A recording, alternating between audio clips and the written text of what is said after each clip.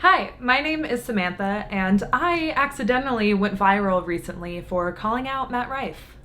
You're probably familiar with why some people on the internet have been upset with comedian Matt Rife recently. On November 20th, 2023, I was scrolling through TikTok when I started to see that some people were upset about a joke that Matt Rife made in his not so well received Netflix stand-up special. While I was scrolling, I gathered that he made a joke about domestic abuse that didn't go over well. But then I saw someone comment something along the lines of, "Oh, well, he just made it worse. Go look at his Instagram story." I feel like I'm watching all of this play out in real time. So of course, me being the nosy internet person that I am, I immediately went to check his Instagram story to see what happened. And that's when it all began.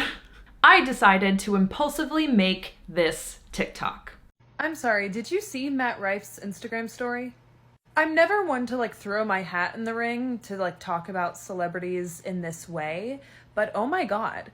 I know there's a lot of buzz around his Netflix special. I haven't watched it yet. I was going to.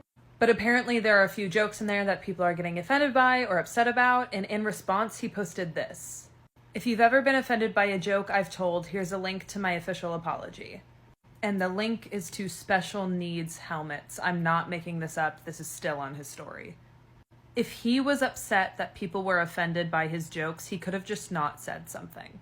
I feel like celebrities and comedians always make it worse when they try to double down or make a joke about people's offense. And the special needs thing, come on. That TikTok now has 6.1 million views. Was I trying to make a viral TikTok? Absolutely not. I just impulsively saw his response and thought that was wild. It was just a wild choice to respond to backlash with that. So I decided to share my opinion. And then this started happening. This is how it played out in real time via my close friend's Instagram story. Oh god, friends, I have a TikTok blowing up right now because I called out Matt Rife for saying something stupid on his Instagram story. It was an impulse. I did it without thinking, and now it's blowing up because people are arguing with each other in the comments.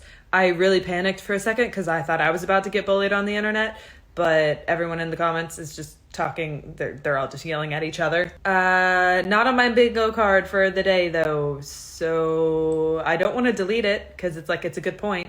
He said stupid for no reason, and I feel like they always do. Oopsies. Now immediately it became clear that this video was being served to two different types of people. People that were offended by his joke and his response, and then people that were offended that other people were offended.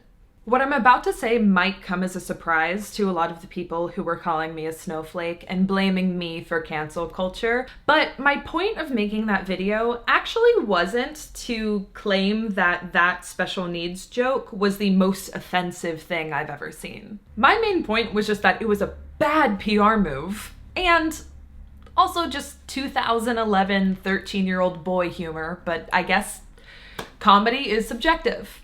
But on that point, there is a way to make dark jokes funny. There's a difference between dark comedy and bad jokes. I think this TikTok explains the point well. Birbiglia said, the joke only works if everyone agrees on the premise. So if your premise is Biden's done a good job, but ... If you don't believe Biden's done a good job... The joke doesn't matter. I'm not going to pay attention to the punchline. Doesn't matter. But if you can come up with a third making fun of Biden that everyone agrees with... Correct. Joke will work. People have a right to not like a joke if they don't agree on the premise. If you make a joke about domestic abuse and someone does not think that there is any humor in domestic abuse, they're allowed to be offended by that comment. Now again, going back to what I said about it just being a bad PR move. I've noticed this trend of people damaging their own careers by their own decisions and actions and then claiming that they got canceled. Matt Rife didn't get canceled. He got critiqued and then responded poorly to that criticism. I feel like most of what I saw about his stand-up special wasn't even at first about that joke. It was just that a lot of people were let down that he didn't do crowd work. because that's kind of what he blew up on TikTok for. And I think people generally just realized that they didn't find his written material funny, or just as funny as the videos that they saw of him on TikTok. But here's the thing. All of the attention then going to that black eye joke and him claiming to be canceled, or even just that title being put on him, works now.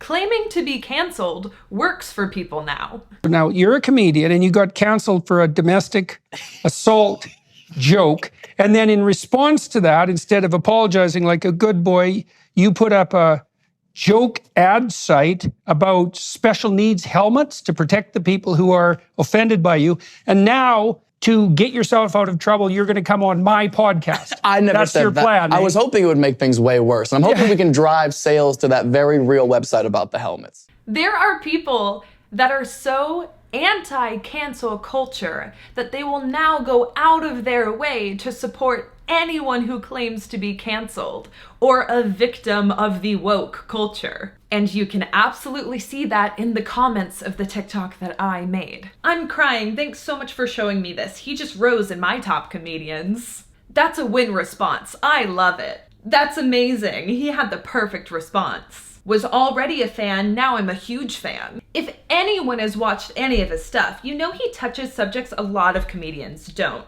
This doesn't surprise me. Love him for staying himself. Wait, am I becoming a Matt Rife fan? Now, in the title of this video, I say that I accidentally went viral. How does one accidentally go viral these days? A little theory called Trevor's axiom. This is a theory from South Park, a long-running show that actually does a brilliant job of towing the line between blatantly offensive and really smart commentary. I'm gonna play a little clip from South Park. I believe that this is from 2016, and it's just crazy that this is still so relevant. This is Trevor's axiom.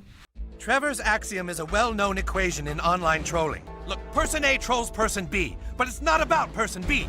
The troll is trying to push buttons to try and get a reaction from hundreds, eventually creating person C, whose overreaction and self-righteousness will elicit a reaction from persons D through F, who weren't trolls but can't help rip on person C, all bringing out the worst in humanity. Trevor's axiom is the key to content these days. You can fully see this at play in the comments of the video that I made. All of the top comments are negative comments or people clearly stating an opinion, and look at how many replies all of these comments have. With the internet these days, people can't help themselves from letting someone know that they disagree with them. And then even well-intentioned people who maybe get a little defensive or offended by something that someone else said also can't help themselves from jumping into the conversation. That level of engagement is out of this world. That is why sometimes you just see content that is driven to inspire conflict. That was not my goal with my TikTok. If I probably sat and thought about it for a few moments longer, maybe I wouldn't have even posted it. But also maybe I would have, because to me, Matt's response was so out of this world and just an absurd way to respond to criticism that to me, there was one clear opinion of that was stupid. So I felt comfortable sharing my opinion, thinking that most people would agree with me. But the TikTok algorithm does not know who you want to see your video. So many of my comments were so nasty. I very quickly stopped looking at them. With how quickly this video was blowing up, I knew that it was proving Trevor's axiom right. To the point where all the comments and conversation were no longer even about me or the video I made. It was just people in their own bubbles of conversations going at it. I don't love that Trevor's axiom is true. I don't love that it is what makes content successful these days. But unfortunately, it seems these days that the key to going viral is conflict. In my case, and in Matt's.